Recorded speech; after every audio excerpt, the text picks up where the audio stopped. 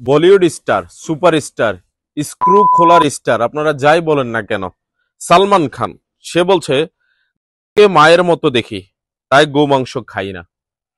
ভারতের একজন আলেম সম্ভবত এদেরকে বলেছিল যে এরা মুসলমান, মুসলমান নাম ধারী এরা, আসলে প্রকৃত এরা মুসলমান না। আমাদের মধ্যে অনেকে তখন প্রতিবাদ করেছিল, তাদেরকে কেন মুসলমান বলা হয় নাই। একজন মুসলমান কি কখনো এই কথা বলতে পারে, গরুকে দেখি? বলতে পারে না। আমাদের দেশে তাদের অনেক সাপোর্টার আছে, যারা মনে হয় তাদের জন্য অনেক কিছু করতে পারে। ভাই, হাসর আপনার, আমার, আমাদের তার সাথেই হবে। আমরা যাকে সাপোর্ট করেছি, যাকে ভালোবাসি বেসেছি, আমার, আপনার, আমাদের ভালোবাসার লোকের সাথে কিন্তু আমাদের হাসর হবে। সুতরাং আমাদের সাপোর্টের জায়গাটাও যেন আমরা ফিক্স করার সময় এগুলো চিন্তা করি। আল্লাহ রাব্বুল আলামিন আমাদেরকে সেই তৌফিক দান করুন।